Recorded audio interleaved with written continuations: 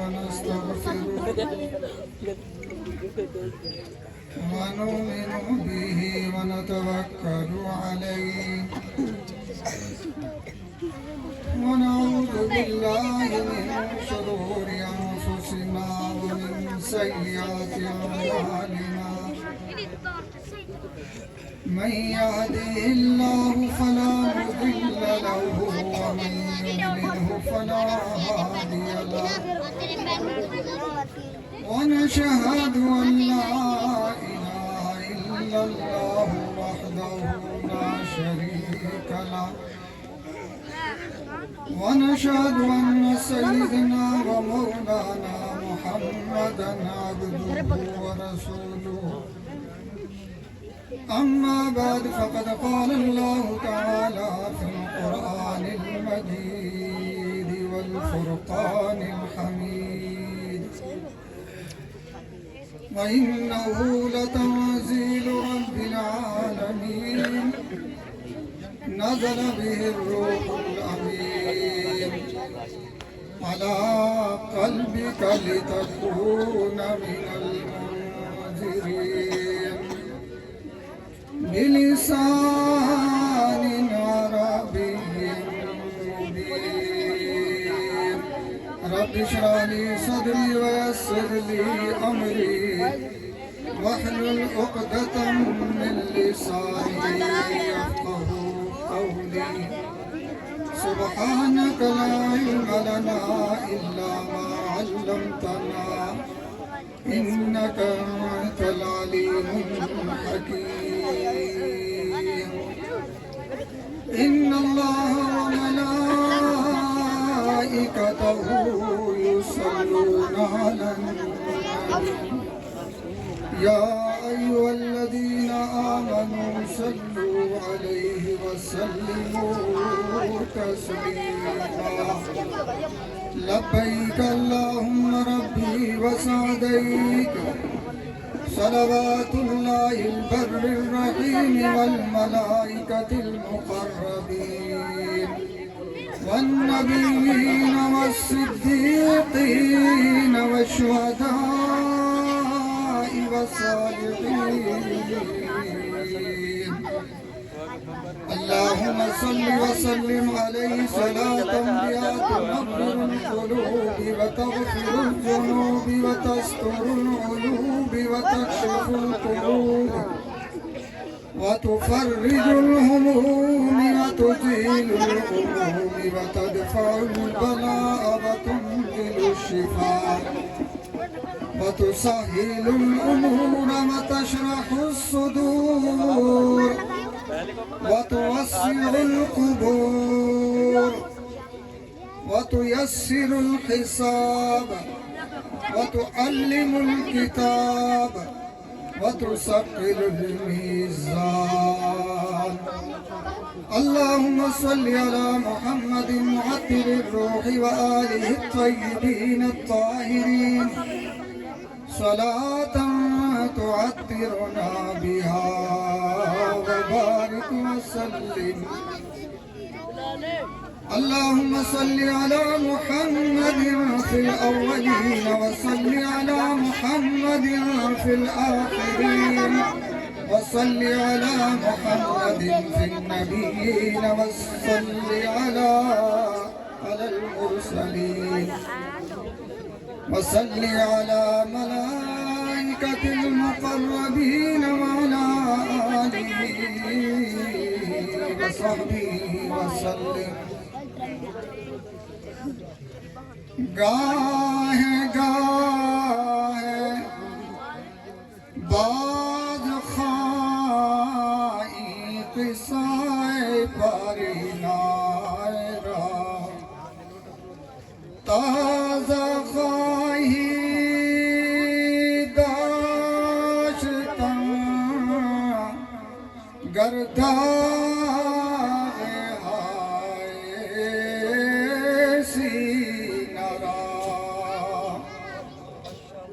सोहबत नेका राजा दौर शुद्ध بس بہر دستے نشاید داد دست زاں کے سیاد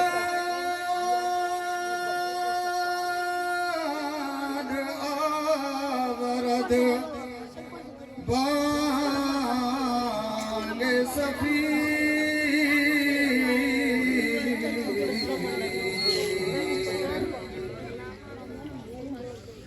زاں کے سیاد آورد بانگ سفیر سبحان ربک رب العزت عما یصفون وسلام علی المرسلین والحمد للہ رب العالمین۔ مکرم حاضرین، محترم سامعین، برادران دین، جماعت مومنین و مسلمین، جیسا کہ ہم سب کو معلوم ہی ہے، آج کا یہ پروگرام، آج کی یہ محفل، آج کی یہ مجلس عظمت قرآن کریم اور طلباء کی دستار بندی کے بارے میں منعقد کی گئی ہے۔ علماء کرام تشریف فرما ہے جو کہ ان قریب ہی اپنے خطیبانہ، ادیبانہ، فصیحانہ، بلیغانہ بیانات سے ہم سب کو مستفیض کرنے والے ہیں۔ میں صرف چند گزارشات پیش کر کے اپنی معروضات کو مکمل کرتا ہوں۔ مکرم حاضرین، بات یہ ہے آپ نے سمجھنے کی کوشش کرنی ہے اور میں نے مسئلہ سمجھانے کی کوشش کرنی ہے کہ میں ویسے ہی بولتا چلا گیا اور آپ نے بھی اس سے فائدہ نہ اٹھایا تو پھر میرے کہنے کا مقصد کوئی نہیں۔ مکرم حاضرین، آسمانی جتنی بھی کتابیں اتری ہیں اور جتنے بھی صحیفے اترے ہیں، یاد رکھیں کہاں پر اترے، کون سی جگہ پر اترے، کون سے مقام پر اترے، یہ باتیں یاد رکھنی ہے۔ پہلے جتنی بھی آسمانی کتابیں اتری ہیں، صحیفے اترے ہیں آسمان سے، ساری کی ساری کتابیں، سارے کے سارے صحیفے انبیاء علیہ السلام کے دلوں پر اترتے ہیں۔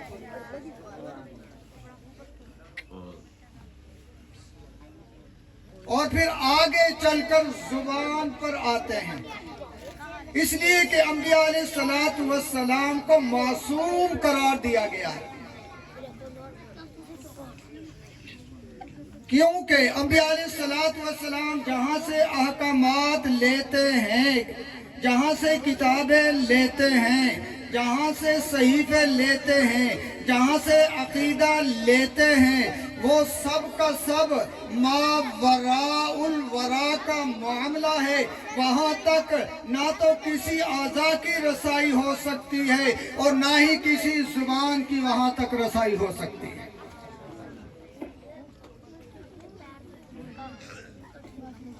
اسی طرح قرآن کریم بھی آپ کے اور میرے پیارے محبوب امام الانبیاء، سید الانبیاء، خاتم الانبیاء، حضرت رحمت مجسم، شافی امم، ہادی سبل، ختم الرسل، حضور انور، دو جہاں کے پیغمبر، محبوب رب انور، شافی محشر، شافی روز جزا، ساقی کوثر، منور غار ہرا، اتقى الاتقیاء، کان حلم و حیا، معدن جود و سخا، پیکر تسلیم و رضا، منبع صدق و صفا، مقصود کونین، مطلوب دارین، سید کونین، سید الثقلین شفیع المذنبین رحمت للعالمین راحت العاشقین مراد المشتاقین رہبر و رہنما بدر الدجا شمس الضحا خیر الورا احمد مجتبی محمد مصطفیٰ صلی اللہ علیہ وآلہ وسلم کے دل مبارک مقدس و مطہر پر اسی طرح یہ قرآن مجید نازل ہوا ہے، اسی طرح اترا ہے جس طرح پہلے کتابیں اتری تھی، پہلے صحیفے اترے تھے۔ لیکن یہاں پر ایک بات قابل غور ہے، وہ بات یہ ہے جب تک یہ کتابیں، جب تک یہ صحیفے، جب تک یہ احکامات، جب تک یہ عقیدہ توحید دلوں پر تھا، کوئی اختلاف نہ تھا، کسی نبی کو نہیں ستایا گیا، کسی نبی پر آزمائشیں نہیں آئی، کسی نبی پر آرا نہیں چلایا گیا، کسی نبی کو شہید نہیں کیا گیا۔ جیسے ہی یہ احکامات انہوں نے بیان کیے،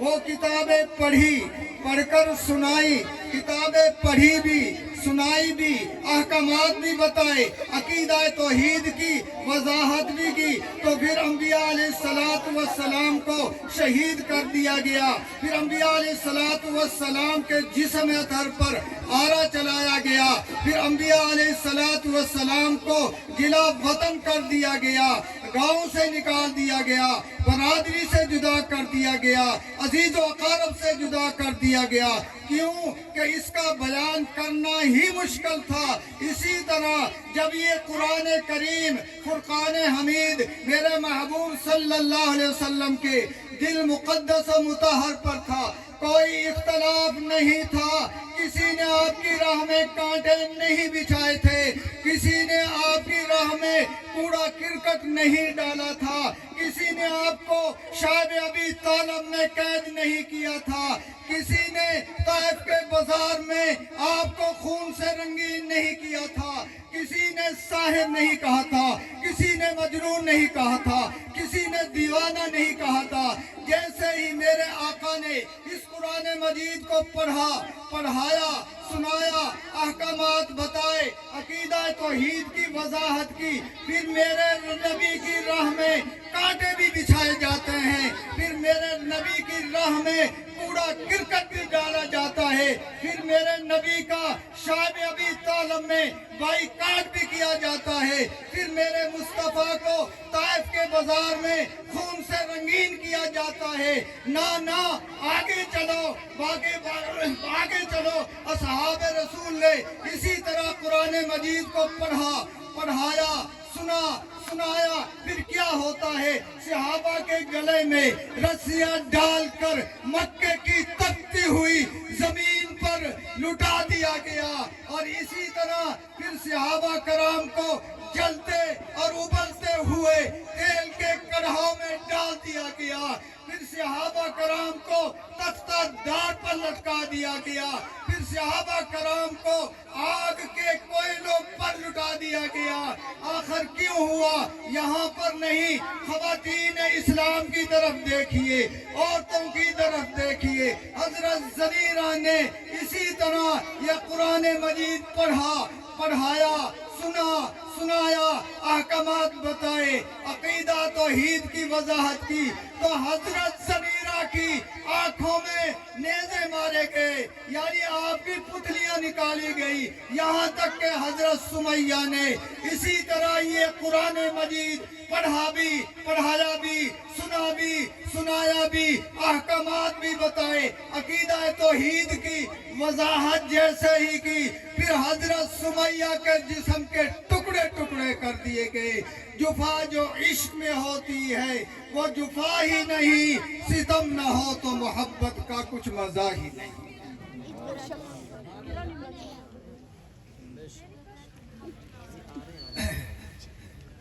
جس طرح ہمارا نبی بے مثال ہے، قرآن مجید بھی بے مثال ہے۔ نبی اعلیٰ ہے، قرآن مجید بھی आला है,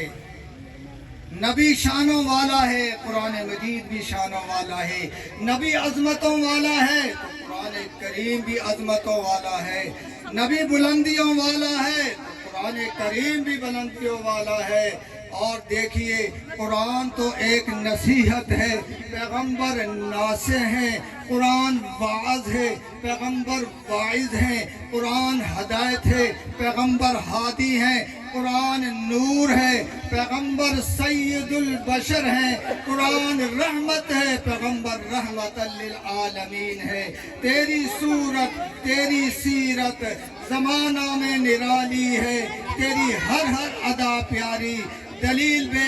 बेमिसाली है। मोहम्मद मुस्तफ़ा के खुलक का मजहर ये कुरान है, सितारा खल्क़े खुदा का समा पर भी दुर्फशा है।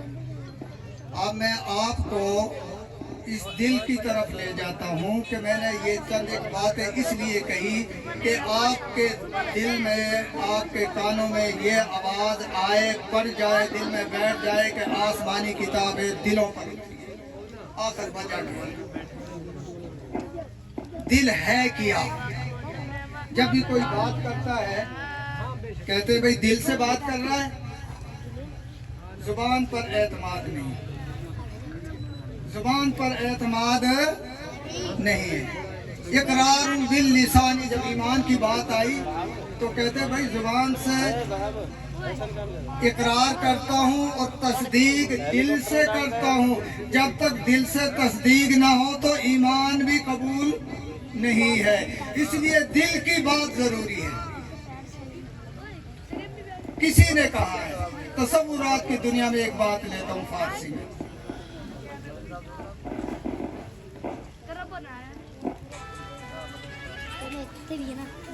वो कहते हैं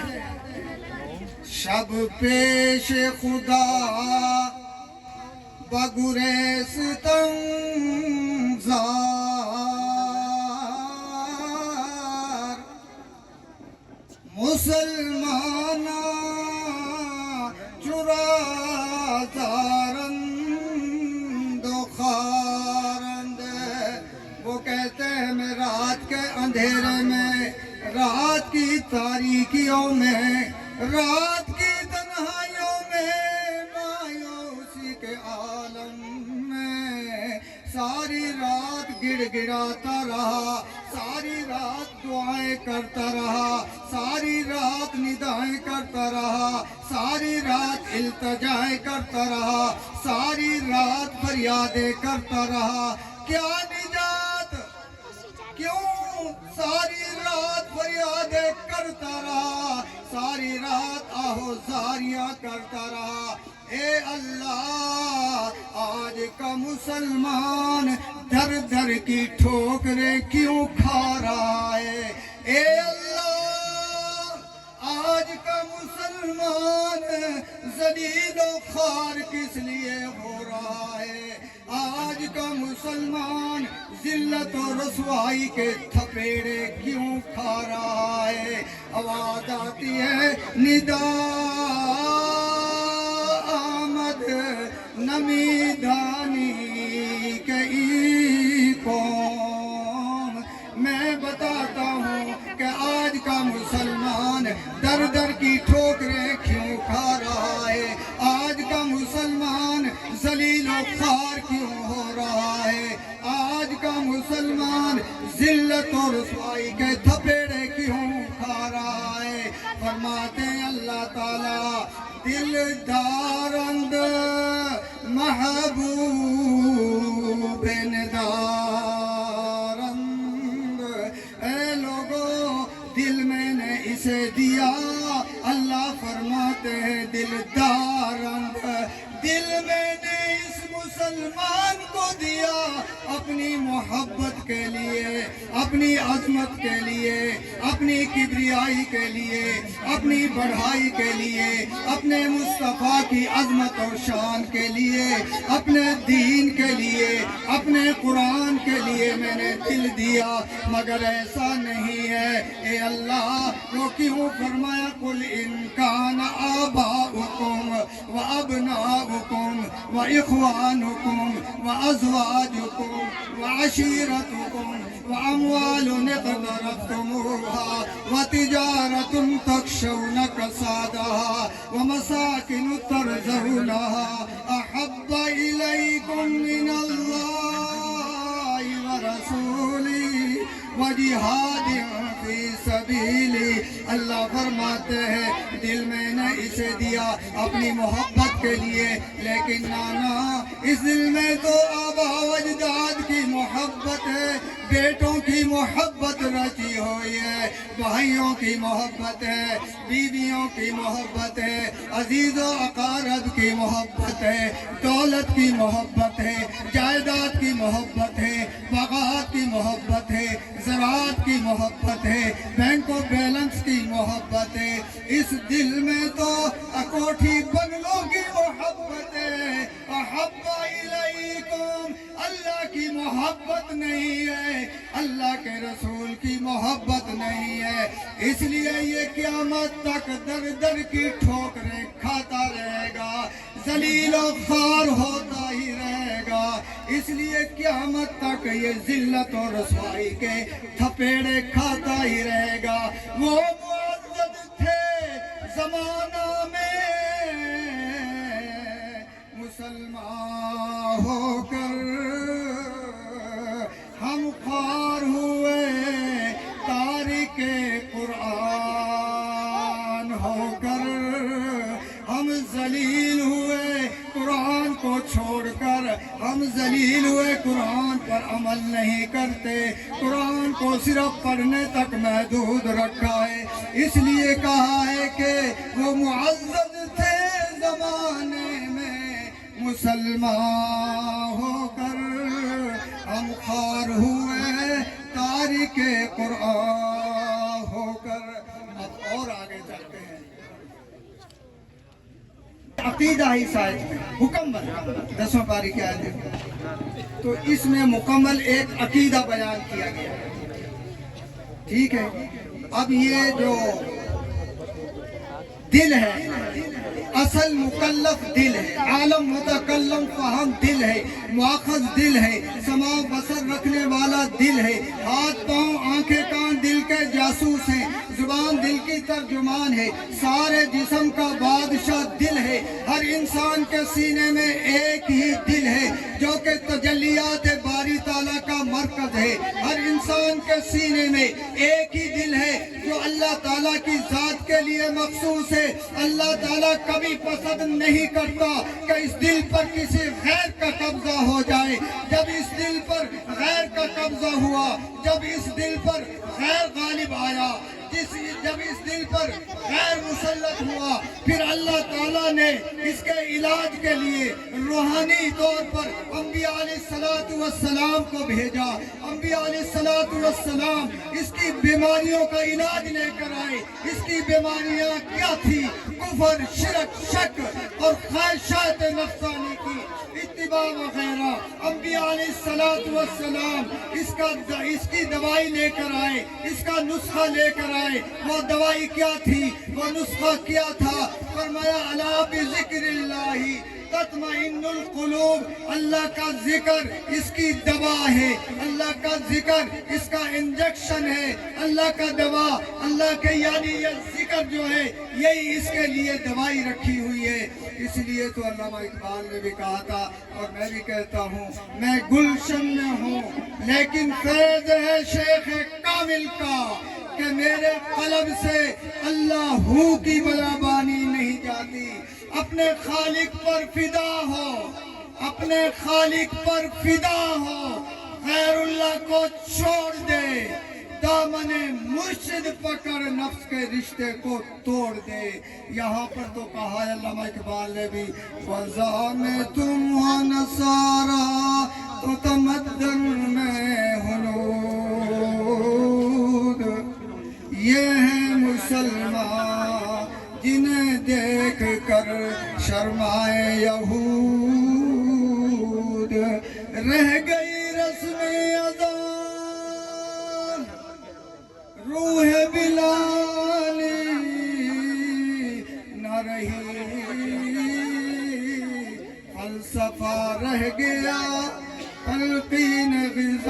वाली न रही। आखिर दावाना अल्हम्दुलिल्लाह।